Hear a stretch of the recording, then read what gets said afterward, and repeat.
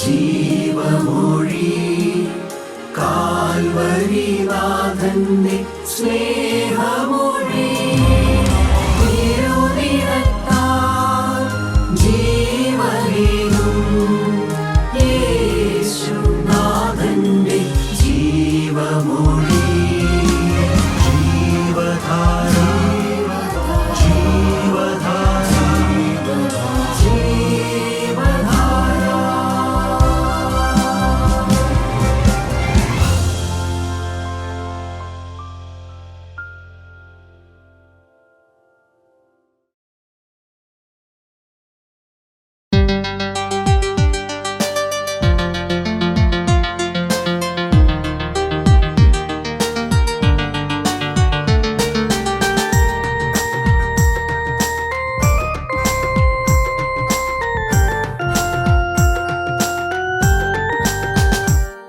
കുഞ്ഞാട്ടിൻ കല്യാണ മഹൽ ദിനത്തിൽ നാം കുഞ്ഞാട്ടിൻ കല്യാണ മഹൽ ദിനത്തിൽ നാം കാന്തയായി നിൽക്കും ശോഭ പരിപൂർണതയോടെ കാന്തയായി നിൽക്കും ശോഭ പരിപൂർണതയോടെ മിന്നുന്ന വസ്ത്രങ്ങൾ ധരിച്ചു കൊണ്ടു നാം മിന്നുന്ന വസ്ത്രങ്ങൾ ധരിച്ചു കൊണ്ടു നാം പ്രിയൻ മുഖം കണ്ടാനന്ദിക്കും നിത്യയുഗങ്ങൾ പ്രിയൻ മുഖം കണ്ടാനന്ദിക്കും നിത്യയുഗങ്ങൾ.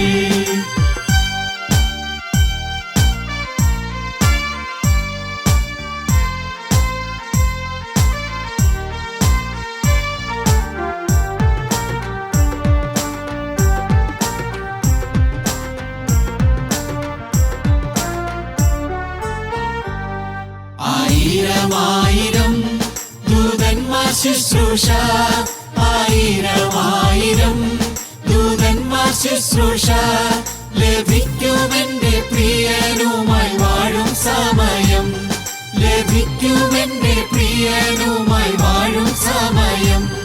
നിത്യാനന്ദത്താലൻ ഹൃദയവാദിനം നിത്യാനന്ദത്താലൻ ഹൃദയവാദിനം കവിഞ്ഞൊഴുകും വന്നതി പോൽ ബഹുദൂരമായി കവിഞ്ഞൊഴുകും വന്നതി പോൽ ബഹുദൂരമായി. കുഞ്ഞാട്ടിൻ കല്യാണ മഹൽ ദിനത്തിൽ നാം കുഞ്ഞാട്ടിൻ കല്യാണ മഹൽ ദിനത്തിൽ നാം കാന്തയായി നിൽക്കും ശോഭ പരിപൂർണതയോടെ കാന്തയായി നിൽക്കും ശോഭ പരിപൂർണതയോടെ.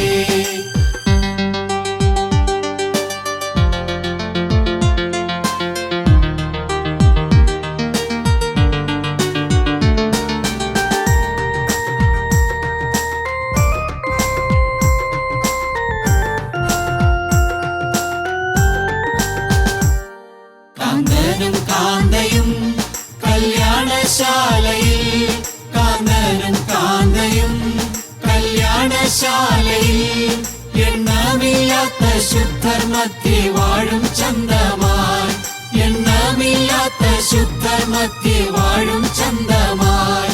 ലഭിക്കുമന്നേനിക്കസംഖ്യ നിക്ഷേപം ലഭിക്കുമന്നേനിക്കസംഖ്യ നിക്ഷേപം പ്രമോദമായി വാണിടും ഞാൻ യുഗായുഗങ്ങളായി പ്രമോദമായി വാണിടും ഞാൻ യുഗായുഗങ്ങളായി. കുഞ്ഞാട്ടിൻ കല്യാണ മഹൽ ദിനത്തിൽ നാം കുഞ്ഞാട്ടിൻ കല്യാണ മഹൽ ദിനത്തിൽ നാം കാന്തയായി നിൽക്കും ശോഭ പരിപൂർണതയോടെ കാന്തയായി നിൽക്കും ശോഭ പരിപൂർണതയോടെ. ദൈവ തിരുനാമത്തിന് മഹത്വം ഉണ്ടാകട്ടെ. കർത്താവായ യേശുക്രിസ്തുവിൻ്റെ പരിശുദ്ധമായ പാദപീഠത്തിൽ ഒരിക്കൽ കൂടി ഇരിക്കുവാനും അവിടുത്തെ തിരുവചനം ധ്യാനിക്കുവാനും കർത്താവ് നമുക്ക് അവസരം തന്നിരിക്കുന്നു. ഈ ഭൂമിയിൽ ഒരു മനുഷ്യന് ലഭിക്കുന്ന ഏറ്റവും വിലയേറിയ അവസരമാണ് യേശുക്രിസ്തുവിൻ്റെ വചനം കേൾക്കുക, യേശുക്രിസ്തുവിൻ്റെ പാദപീഠത്തിൽ ഇരിക്കുക, അവിടുത്തെ തിരുമുഖത്തേക്ക് നോക്കുക, അവിടുത്തെ ആലോചനകൾക്ക് നമ്മുടെ ഹൃദയം തുറന്നു കൊടുക്കുക. കർത്താവായ യേശുക്രിസ്തുവിനെ രക്ഷിതാവും കർത്താവുമായി സ്വീകരിച്ച് ഈ ലോകത്തിൽ യേശുക്രിസ്തുവിന് വേണ്ടി ജീവിതം സമർപ്പിക്കുക എന്നുള്ളത് ഒരു മനുഷ്യന് ലഭിക്കുന്ന ഏറ്റവും വിലയേറിയ ഭാഗ്യകരമായ വിലതീരാത്ത ഒരനുഭവമാണ്. കർത്താവായ യേശു ക്രിസ്തു അഖിലാണ്ടത്തിൻ്റെ ഉടയവൻ, ഈ ലോകത്തെ സകലത്തെയും മെനഞ്ഞവൻ, മാനവരാശിയെ സൃഷ്ടിച്ചവൻ, അവനെ നമ്മുടെ കർത്താവും രക്ഷിതാവുമായി നമ്മുടെ ഹൃദയത്തിൽ സ്വീകരിക്കുവാനുള്ള ഭാഗ്യം ലഭിക്കുക. ഈ ഭൂമിയുടെ ഏതെങ്കിലും ഒരു കോണിൽ ഒരു കുഗ്രാമത്തിലിരിക്കുന്ന ഈ നിസ്സാരനായ മനുഷ്യൻ്റെ ഹൃദയത്തിലേക്ക് എഴുന്നള്ളി വരുന്ന കാൽവറിയിലെ സ്നേഹം, മനുഷ്യ ഹൃദയത്തെ കവർന്നെടുക്കുന്ന കാൽവറിയിലെ സ്നേഹം, മനുഷ്യനെ രൂപാന്തരപ്പെടുത്തുന്ന കാൽവറിയിലെ തിരുരക്തത്തിൻ്റെ അത്ഭുത ശക്തി, ആ സ്നേഹമാണ് നമ്മെ നാളുകളായി നടത്തിക്കൊണ്ടിരിക്കുന്നത്.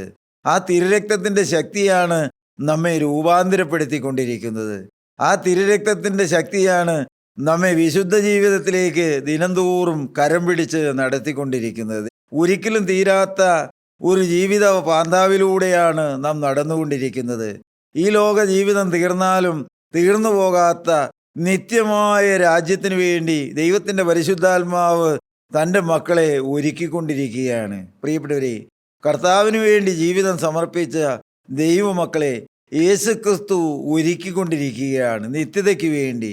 ഈ ഭൂമിയിൽ കർത്താവിനോട് കൂടെയുള്ള സമാധാന ജീവിതത്തിന് വേണ്ടി കർത്താവായ യേശുക്രിസ്തുവിന് വേണ്ടി ജീവിതം സമർപ്പിച്ച ഓരോ ദൈവമക്കളും മുറുകെ പിടിക്കേണ്ട, പിടിച്ചുകൊള്ളേണ്ട, പിന്തുടരേണ്ട പല കാര്യങ്ങളെക്കുറിച്ച് തിരുവചനത്തിൽ രേഖപ്പെടുത്തി വച്ചിട്ടുണ്ട്. അതിൽ ചില വാക്യങ്ങൾ നമുക്ക് വായിച്ചു കേൾക്കാം. കൊലോസ്യർക്ക് എഴുതിയ ലേഖനം 2-ാം അധ്യായത്തിൻ്റെ 18-ാമത്തെ വാക്യം നമുക്ക് വായിച്ചു കേൾക്കാം. താഴ്മയിലും ദൂതന്മാരെ ആരാധിക്കുന്നതിലും രസിച്ച് സ്വന്തം ദർശനങ്ങളിൽ പ്രവേശിക്കുകയും തൻ്റെ ജഡമനസ്സിനാൽ വെറുതെ ചീർക്കുകയും തലയെ മുറുകെ പിടിക്കാതിരിക്കുകയും ചെയ്യുന്നവൻ ആരും നിങ്ങളെ വിരുത് തെറ്റിക്കരുത്. കർത്താവിന് വേണ്ടി ജീവിതം സമർപ്പിച്ച ഒരു ദൈവവേദലിന് ഒരു മുന്നറിയിപ്പായിട്ട് അവിടെ രേഖപ്പെടുത്തി വെച്ചിരിക്കുകയാണ്. ആരും നിങ്ങളുടെ വിരുത് തെറ്റിക്കരുത്. വിരുത് തെറ്റിപ്പോകാൻ സാധ്യതയുള്ള ഒരു യാത്രയിലാണ് നാം ആയിരിക്കുന്നത്. ഒരിക്കലും നമ്മുടെ ലക്ഷ്യം തെറ്റിപ്പോകരുത്. നമ്മുടെ നോട്ടം ക്രിസ്തുവിൽ നിന്ന് മാറിപ്പോകരുത്. എബ്രായ ലേഖന 12-ാം അധ്യായത്തിൻ്റെ തുടക്കത്തിൽ വിശ്വാസത്തിൻ്റെ നായകനും പൂർത്തി വരുത്തുന്നവനുമായ യേശുവിനെ നോക്കുക. പ്രിയപ്പെട്ടവരെ, നമുക്കൊരു ഓട്ടമുണ്ട്. നാം ഒരു ലക്ഷ്യത്തിലേക്ക് നടന്നെടുത്തുകൊണ്ടിരിക്കുകയാണ്. എന്നാൽ പരിശുദ്ധാത്മാവ് ഇപ്പോൾ നമ്മെ ഓർപ്പിക്കുകയാണെന്ത്? ആരും നിങ്ങളുടെ വിരുത് തെറ്റിക്കരുത്. പ്രിയപ്പെട്ടവരെ, വിരുത് തെറ്റിപ്പോകാൻ സാധ്യതയുള്ള ലോകത്താണ് നാം ജീവിക്കുന്നത്. കർത്താവായ യേശുക്രിസ്തുവിനോട് കൂടെ ജീവിതം തുടങ്ങിയ, ഈ ലോക ജീവിതത്തിൽ വിശുദ്ധ ജീവിതം നയിക്കാൻ സമർപ്പണമെടുത്ത അനേകർ വീണുപോയ, അനേകർ പട്ടുപോയ പ്രിയപ്പെട്ടവർ, ഒരു കാലത്ത് കർത്താവിന് വേണ്ടി പ്രയോജനപ്പെട്ടവർ പലരും തകർന്നടിഞ്ഞു പോയ ഒരു വഴിയിലൂടെയാണ് കർത്താവ് നമ്മെ കൃപയാൽ നടത്തിക്കൊണ്ടിരിക്കുന്നത്. ആരാണ് ഒരു വിശ്വാസിയുടെ വിരുത് തെറ്റിച്ചു കളയാൻ സാധ്യതയുള്ളതെന്ന് അവിടെ രേഖപ്പെടുത്തി വെച്ചിരിക്കുകയാണ്. താഴ്മയിലും ദൂതന്മാരെ ആരാധിക്കുന്നതിലും രസിച്ച്, താഴ്മ ഭാവിച്ച്, പ്രിയപ്പെട്ടവരെ, എന്നാൽ അവർ ആരാധിക്കുന്നത് ആരാധനയ്ക്ക് യോഗ്യനായവനെയല്ല, പിന്നെയോ ദൂതന്മാരെ ആരാധിക്കുന്നവര്. പ്രിയപ്പെട്ടവരെ, ഈ ഭൂമിയിൽ നാം ജീവിക്കുമ്പോൾ ആരെയാണ് ആരാധിക്കേണ്ടതെന്ന് പലർക്കും ഇന്ന് വ്യക്തമായ ബോധ്യമില്ല. മനുഷ്യന്റെ കണ്ണിന് മുമ്പിൽ പലവിധമായ ആരാധനാ കേന്ദ്രങ്ങളുണ്ട്. പ്രിയപ്പെട്ടവരെ, മനുഷ്യരെ ആരാധിക്കുന്നവരുണ്ട്, വിശുദ്ധന്മാരെ ആരാധിക്കുന്നവരുണ്ട്, വിഗ്രഹങ്ങളെ ആരാധിക്കുന്നവരുണ്ട്. ഇവിടെ നാം വായിച്ചു കേട്ടു, താഴ്മയിലും ദൂതന്മാരെ ആരാധിക്കുന്നതിലും രസിച്ച്. പ്രിയപ്പെട്ടവരെ, ദൂതന്മാരെ ആരാധിക്കുന്നതിൽ സന്തോഷം കണ്ടെത്തുക, രസിക്കുക, അതിൽ ആനന്ദം കണ്ടെത്തുക, അത് ശരിയായ മാർഗമാണെന്ന് ചിന്തിക്കുക. ദൂതന്മാരെ ആരാധിക്കുന്നതിലും രസിച്ച് അവരുടെ സ്വന്തം ദർശനങ്ങളിൽ പ്രവേശിക്കുന്നു. ദൂതന്മാരെയാണ് ആരാധിക്കുന്നതിലും അവരുടെ ആത്മീയ ജീവിതത്തിൽ അവർക്ക് കാഴ്ചപ്പാടുകളുണ്ട്, ദർശനങ്ങളുണ്ട്, വെളിപ്പാടുകളുണ്ട്, പ്രവചനങ്ങളുണ്ട് എന്നെല്ലാമുള്ള സ്വന്തമായ ചിന്തകൾ. പ്രിയപ്പെട്ടവരെ, അവരുടെ ഹൃദയത്തിൽ അങ്ങനെയുള്ള അനുഗ്രഹങ്ങളെല്ലാം അവർക്കുണ്ടെന്ന് ധരിച്ച് അവർ ചീർത്തിരിക്കുന്നവരാണ്. ദൂതന്മാരെ ആരാധിക്കുന്നതിലും രസിച്ച് സ്വന്തം ദർശനങ്ങളിൽ പ്രവേശിക്കുന്നു. സ്വന്തമായ ആത്മീയ ജീവിതമാണ് അവർ നയിക്കുന്നത്. മറ്റുള്ളവരെ വഴിതെറ്റിക്കുന്ന ആത്മീയ ജീവിതമാണ്. കാരണം അവർ തന്നെ ആരാധിക്കുന്നത് ദൂതന്മാരെയാണ്. അവർ സ്വന്തം ഹൃദയത്തിൻ്റെ ആലോചന പ്രകാരം ജീവിക്കുന്നവരാണ്.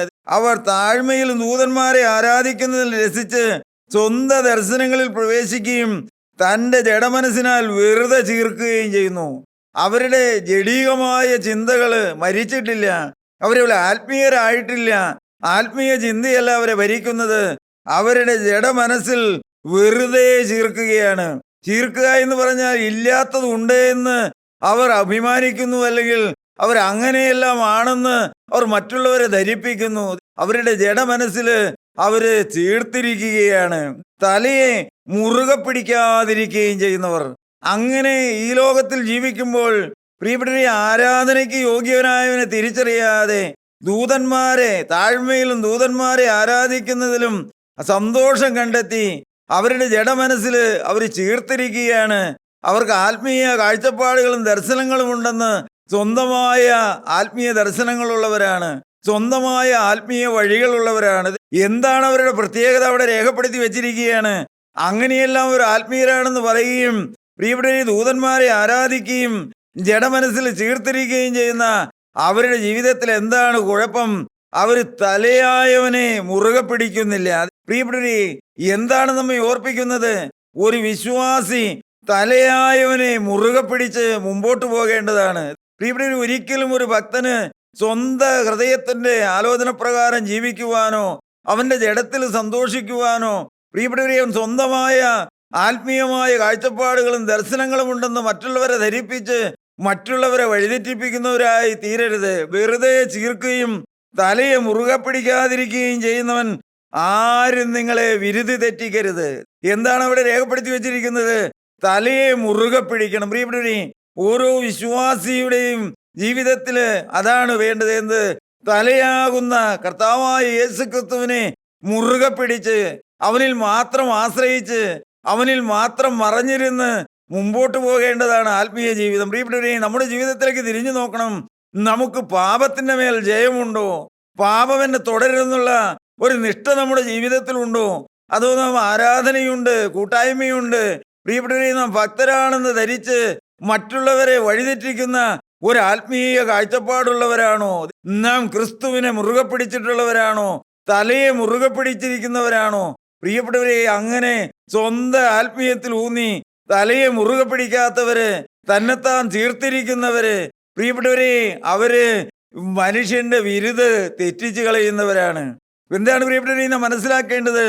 നമ്മുടെ വിരുത് തെറ്റിച്ച് കളയുന്ന ഒരു ലോകത്താണ് നാം ജീവിക്കുന്നതെന്ന്. പ്രിയപ്പെട്ടവരെ, ഒരു അവിശ്വാസി ആയിരിക്കുകയില്ല ഒരു വിശ്വാസിയുടെ വിരുത് തെറ്റിച്ച് കളയുന്നത്. നമ്മോട് കൂടെയുള്ളവര്, പ്രിയപ്പെട്ടവരെ, വികലമായ ആത്മീയ ദർശനങ്ങളുള്ളവര്, അവരാണ് നമ്മുടെ വിരുത് തെറ്റിച്ച് കളയുന്നത്. എന്തുകൊണ്ടാണ് നമ്മുടെ വിരുത് തെറ്റിപ്പോകുന്നത്? നാം തലയെ മുറുകെ പിടിക്കാത്തത് കൊണ്ടാണ്, ക്രിസ്തുവിനെ മുറുകെ പിടിക്കാത്തത് കൊണ്ടാണ്. ദൈവമക്കളെ, ഈ ലോകത്തില് ഒന്നിലേക്കും ഒരു മനുഷ്യനിലേക്കും നമ്മുടെ കണ്ണ് പതിഞ്ഞു പോകരുത്. നമ്മുടെ കണ്ണ് എപ്പോഴും നമുക്ക് വേണ്ടി കാൽവറിയിൽ തകർക്കപ്പെട്ട, തിരുവിലാവ് തുറന്ന് അവസാനത്തുള്ള രക്തം വരെയും ഊറ്റി തന്ന യേശുക്രിസ്തുവിലായിരിക്കണം. നമുക്ക് ആ ഹൃദയത്തിൽ ആ ബോധ്യമുണ്ട്. പ്രിയപ്പെട്ടവരെ, യേശുവാണ് എന്നെ വീണ്ടെടുത്തത്, അവനാണ് എനിക്ക് വേണ്ടി കുരിശിൽ മരിച്ചത്, അവന്റെ രക്തമാണ് എന്റെ പാപങ്ങൾക്ക് പ്രായശ്ചിത്തമെന്ന് യേശുക്രിസ്തുവിൽ മാത്രം അധിഷ്ഠിതമായതാണ് ആത്മീയ ജീവിതം. നാം നമ്മുടെ ജീവിതത്തിലേക്ക് നോക്കണം.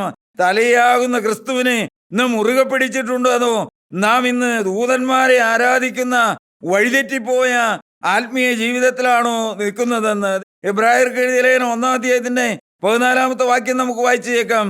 പ്രിയപ്പെട്ടവരെ, ദൂതന്മാരുണ്ട്, സത്യമാണ്. എന്നാൽ അവരെ എന്തിനു വേണ്ടിയാണ് ആക്കിയിരിക്കുന്നത്? വായിക്കാം.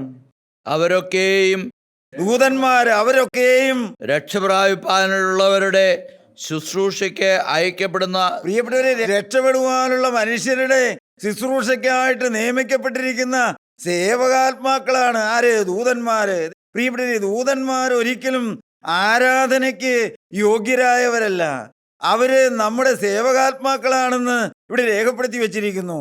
പ്രിയപ്പെട്ടവരെ, തിരുവചനം നാം വായിക്കുമ്പോൾ അപ്പോസ്തല പ്രവൃത്തികളുടെ പുസ്തകത്തില് സുന്ദരമെന്ന ദൈവാലയോപതലത്തില് അമ്മയുടെ ഗർഭം മുതൽ മുടന്തനായിരുന്നവനെ അപ്പോസ്തലന്മാർ നടത്തി കഴിയുമ്പോൾ, പ്രിയപ്പെട്ടവരെ, അപ്പോസ്തലന്മാരെ ആരാധിക്കുന്ന തുനിയുന്നു കാണുന്നുണ്ട്.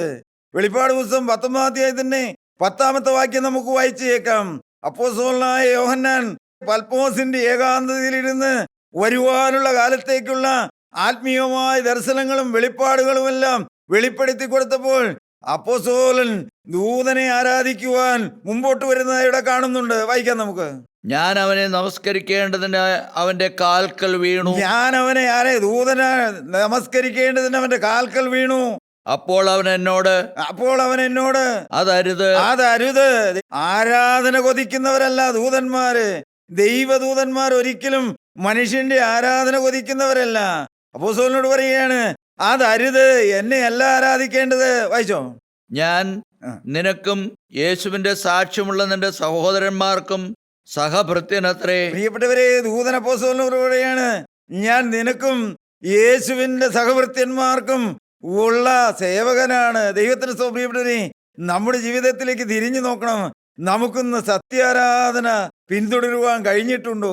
ദൈവമക്കളെ, ഇന്ന് അനേകർക്ക് പിടികിട്ടാത്തൊരു രഹസ്യമാണ് ആരാധനയ്ക്ക് യോഗ്യൻ യേശുക്രിസ്തു മാത്രമാണെന്ന്. പ്രിയപ്പെട്ടവരെ, ഇന്ന് നാം ചേർന്ന് നിൽക്കുന്ന ഇടങ്ങളിലൊക്കെ ചെന്നാൽ അവിടെ നമുക്ക് പ്രിയപ്പെട്ടവരെ വിശുദ്ധന്മാരെ ഉയർത്തി കാണിക്കുന്നു, കബറിടങ്ങളെ ഉയർത്തി കാണിക്കുന്നു, പ്രിയപ്പെട്ടവരെ തീർത്ഥാടന കേന്ദ്രങ്ങളെ ഉയർത്തി കാണിക്കുന്നു, പുണ്യസ്ഥലങ്ങളെ ഉയർത്തി കാണിക്കുന്നു.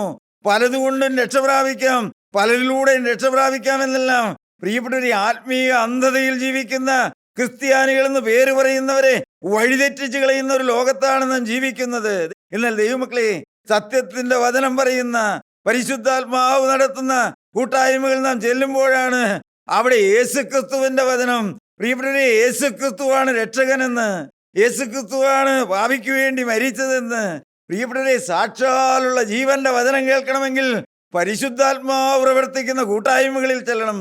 പരിശുദ്ധാത്മാവുള്ള ദൈവമക്കൾ പറയുന്ന വചനം കേൾക്കണം. പ്രിയപ്പെട്ടവരെ, എല്ലാം വചനമാണെന്നാൽ കുരിശിലേക്ക് വിരൽ ചൂണ്ടാത്ത വചനമെല്ലാം പ്രിയപ്പെട്ടവരെ അത് മനുഷ്യനെ വഴിതെറ്റിക്കുന്നതാണ്. ദൂതന്മാരെ ആരാധിക്കുന്നതിലും സ്വന്തം ഹൃദയത്തില് അവരുടെ ജഡമനസ്സിൽ ചീർത്ത് പ്രിയപ്പെട്ടവരെ സ്വന്തം ദർശനത്തില് ഊന്നി നിന്ന് അവർ മറ്റുള്ളവരെ വിരുതി തെറ്റിച്ച് കളയുന്നു. പ്രിയപ്പെട്ടവരെ, നാം അവിടെ തലയെ മുറുകെ പിടിച്ചുകൊള്ളണമെന്ന്. തലയാകുന്ന ക്രിസ്തുവിനെ നമുക്ക് വായിക്കാം. 2 തെസ്സലോനിക്കർ 2:15 വായിക്കാം. ആകയാൽ സഹോദരന്മാരെ, നിങ്ങൾ ഉറച്ചു നിന്ന് ഞങ്ങൾ വാക്കിനാലോ ലേഖനത്താലോ ഉപദേശിച്ചു തന്ന പ്രമാണങ്ങളെ മുറുകെ പിടിച്ചുകൊള്ളുവീൻ. ദൈവത്തിന് സ്തോത്രം. ആകയാൽ സഹോദരന്മാരെ, നിങ്ങൾ ഉറച്ചു നിന്ന് ഞങ്ങൾ വാക്കിനാലോ ലേഖനത്താലോ ഉപദേശിച്ചു തന്ന പ്രമാണങ്ങളെ മുറുകെ പിടിച്ചുകൊള്ളുവീൻ. അപ്പോസ്തലൻ പറയുകയാണ്, ഞങ്ങൾ വാക്കിനാലോ ഉപദേശങ്ങളാലോ നിങ്ങൾക്ക് തന്നിരിക്കുന്ന ഒരു പ്രമാണമുണ്ട്. പ്രിയപ്പെട്ടവരെ, എന്താണ് ആ പ്രമാണം? എങ്ങനെ ഒരു വ്യക്തി ദൈവത്തിന് വേണ്ടി ജീവിക്കണം, എങ്ങനെ ഒരു മനുഷ്യൻ ജീവിച്ചാല് സ്വർഗരാജ്യത്തിൽ എത്താൻ കഴിയും, എങ്ങനെ ഒരാൾ ഈ ഭൂമിയിൽ ജീവിച്ചാൽ ദൈവം അവനെ നോക്കി പ്രസാദിക്കുമെന്ന് പ്രിയപ്പെട്ടവരെ പരിശുദ്ധാത്മാവില് അപ്പോസ്തലന്മാർ ഉപദേശമായിട്ടും പ്രമാണമായിട്ടും മനുഷ്യന് കൊടുത്തിരിക്കുകയാണ്. ആ പ്രമാണങ്ങളെ മുറുകെ പിടിച്ചുകൊള്ളണമെന്ന്. ദൈവമക്കളെ, ക്രിസ്തീയ ജീവിതം പ്രമാണമുള്ള ജീവിതമാണ്. പ്രിയപ്പെട്ടവരെ, ക്രിസ്തീയ ജീവിതം കെട്ടുറപ്പുള്ള ജീവിതമാണ്. ക്രിസ്തീയ ജീവിതം അതിർവരമ്പുകളുള്ള ജീവിതമാണ്. ഈ ലോകത്ത് ജീവിക്കുമ്പോൾ നമുക്ക് എല്ലാവരും പോകുന്ന പോലെ പോകാൻ കഴിഞ്ഞു എന്ന് വരികയില്ല. എല്ലാവരും സംസാരിക്കുന്ന പോലെ സംസാരിക്കാൻ കഴിയുകയില്ല. എല്ലാവരും ഇരിക്കുന്നിടത്ത് ചിലപ്പോൾ ഇരിക്കാൻ കഴിഞ്ഞു എന്ന് വരികയില്ല. എല്ലാവരും കഴിക്കുന്ന ഭക്ഷണങ്ങളെല്ലാം കഴിക്കാൻ കഴിഞ്ഞു എന്ന് വരില്ല. ദൈവമക്കളെ, അതിനെല്ലാം ചില അതിർവരമ്പുകളുണ്ട്. ക്രിസ്തീയ ജീവിതം പ്രമാണമുള്ള ജീവിതമാണ്. സഹോദര, നിന്റെ ഹൃദയത്തിൽ ആ പ്രമാണമുണ്ടോ? നിന്റെ വ്യക്തി ജീവിതത്തിൽ ആ പ്രമാണമുണ്ടോ? ദൈവത്തിന്റെ വചനമാകുന്ന ജീവന്റെ പരിശുദ്ധാത്മാവ് മനുഷ്യനെ നേർവഴിക്ക് നടത്താൻ തന്നിരിക്കുന്ന ജീവന്റെ വചനത്തിന്റെ പ്രമാണം നമ്മുടെ ഹൃദയത്തിലുണ്ടോ? പ്രിയപ്പെട്ടവരെ, പ്രമാണം നമ്മുടെ ഹൃദയത്തിലുണ്ടെങ്കിൽ തെറ്റുപറ്റുമ്പോൾ നമുക്ക് ഹൃദയത്തിൽ കുറ്റബോധം വരും. പ്രമാണത്തിൽ നാം ജീവിക്കുന്നവരാണെങ്കിൽ വഴിതെറ്റുമ്പോൾ നമ്മുടെ ഹൃദയത്തിൽ അലാറം വരും. സഹോദര, ചിന്തിച്ചു നോക്കിയേ, ഇന്ന് പാപത്തെ താലോലിക്കുകയാണോ? ഇന്ന് ലോകത്തിന്റെ കെട്ടുപാടുകളിലാണോ ജീവിക്കുന്നത്? ഇന്ന് അശുദ്ധിയിലാണോ ജീവിക്കുന്നത്? പ്രിയപ്പെട്ടവരെ, ലോകത്തിന്റെ മോഹങ്ങളിലും ഈ ലോക സുഖങ്ങളിലും എല്ലാം പെട്ട് ആത്മാവ് മരിച്ചിരിക്കുകയാണോ? ഒരുപക്ഷെ വചനം കേൾക്കുന്നുണ്ടായിരിക്കാം, കൂട്ടായ്മകളിൽ നാളുകളായി വരുന്നുണ്ടായിരിക്കാം. എന്നാൽ പ്രിയപ്പെട്ട സഹോദര, നിന്റെ ഹൃദയത്തിൽ പ്രമാണമുണ്ടോ? നിന്റെ ഹൃദയത്തിൽ പ്രമാണമുള്ള ജീവിതമാണോ നീ നയിക്കുന്നത്?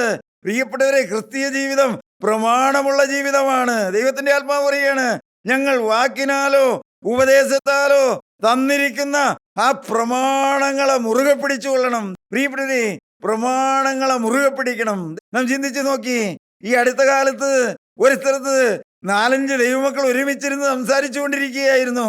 പെട്ടെന്നൊരാൾ എന്തോ പറഞ്ഞു. പ്രിയപ്പെട്ടവരെ, അതിലൊരാള് ചാടി എഴുന്നേറ്റ് കോപിച്ച് പെട്ടെന്ന് അവിടെ നിന്ന് പോയി. ദൈവമക്കളെ, ഞാൻ നിങ്ങളോട് പറയട്ടെ, അത് കേട്ടു നിന്ന എന്റെ ഹൃദയത്തിൽ വല്ലാത്തൊരു വേദനയുണ്ടായി. കാരണം ഈ വചനമെല്ലാം കേട്ടിട്ട് ഇത്രയും കാലം ഇവിടെയൊക്കെ വന്നിരുന്നിട്ടും ഇത്രേ ആയുള്ളല്ലോ എന്ന് നിസ്സാര കാര്യത്തിന് ചാടി കോപിക്കുക, എഴുന്നേറ്റ് പോവുക, കോപത്തോട് സംസാരിക്കുക.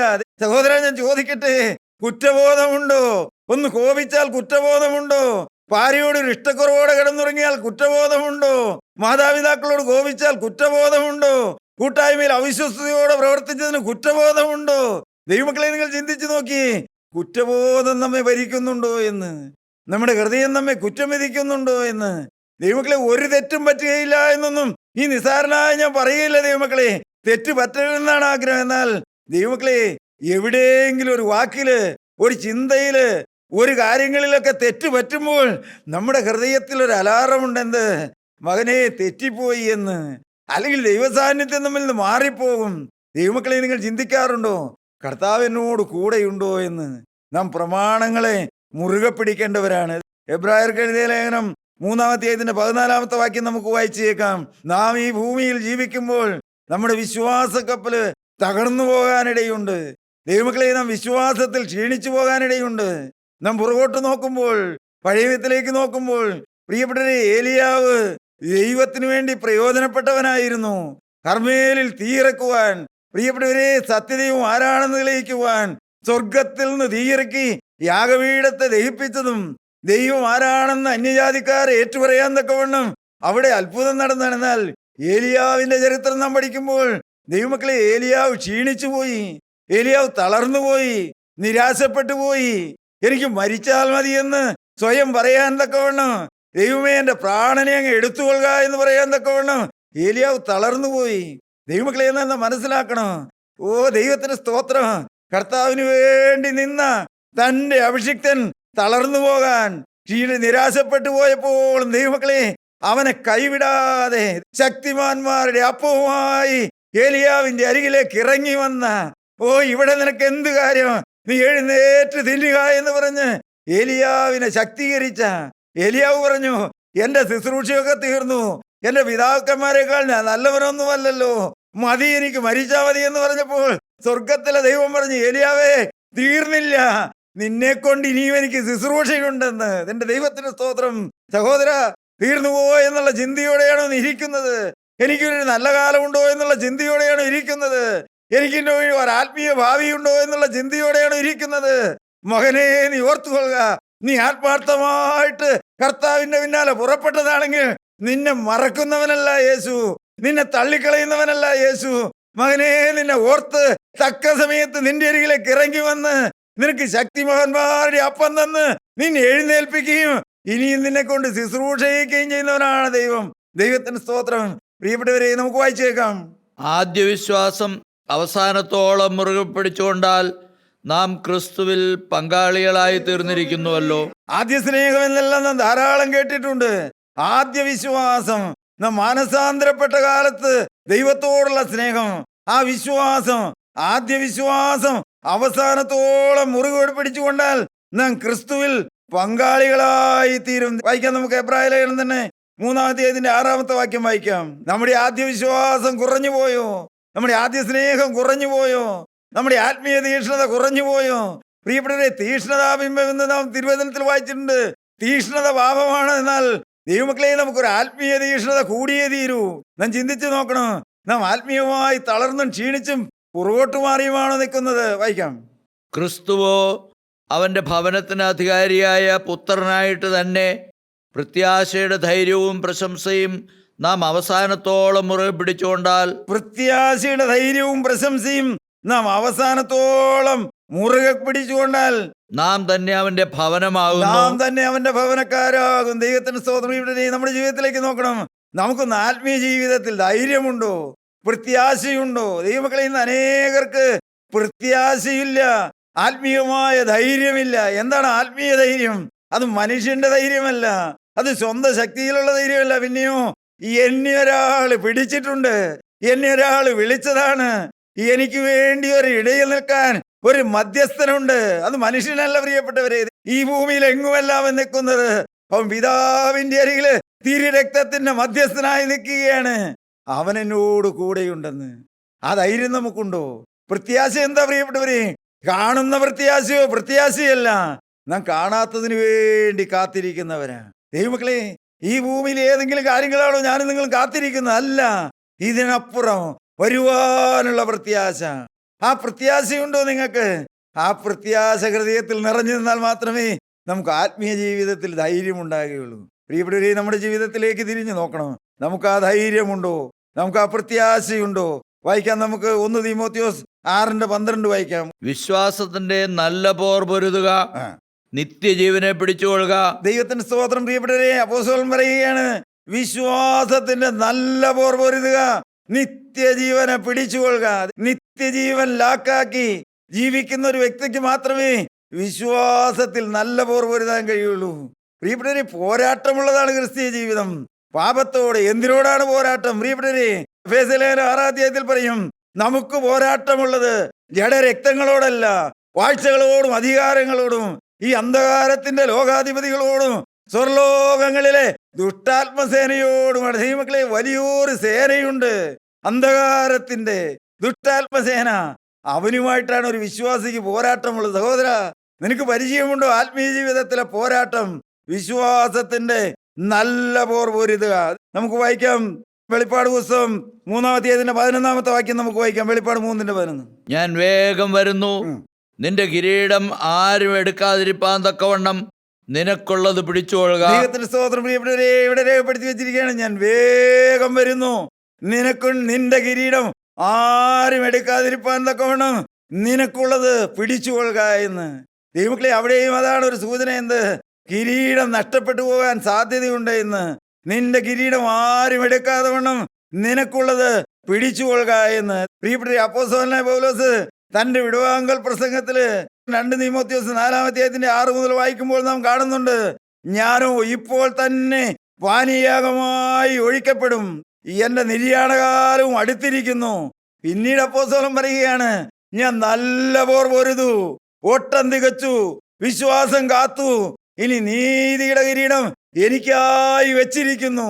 അതെനിക്ക് മാത്രമല്ല, പ്രിയപ്പെട്ടവരെ, നീതിയുള്ള ന്യായാധിപതിയായ കർത്താവിന്റെ പ്രത്യക്ഷതയില് അവനിൽ പ്രിയം വെച്ചിരിക്കുന്ന ഏവർക്കും ഒരു കിരീടമുണ്ടെന്ന്. സഹോദര, എനിക്കും ഒരു കിരീടമുണ്ട്, നിനക്കും ഒരു കിരീടമുണ്ട്. മകനെ, പോരാടി ജയിക്കണം, വിശ്വാസ ജീവിതത്തിൽ മുന്നേറണം. അപ്പോസ്തലൻ പറഞ്ഞു, ഞാൻ നല്ല പോർ പൊരുതു, ഓട്ടം തികച്ചു, വിശ്വാസം കാത്തു. ദൈവമക്കളെ, ആ പാതയിലാണ് നാം നിൽക്കുന്നത്. പോരാടണം പ്രിയപ്പെട്ടവരെ, വിശ്വാസം കാക്കണം, ഈ ഓട്ടം തികക്കണം. എന്ത്?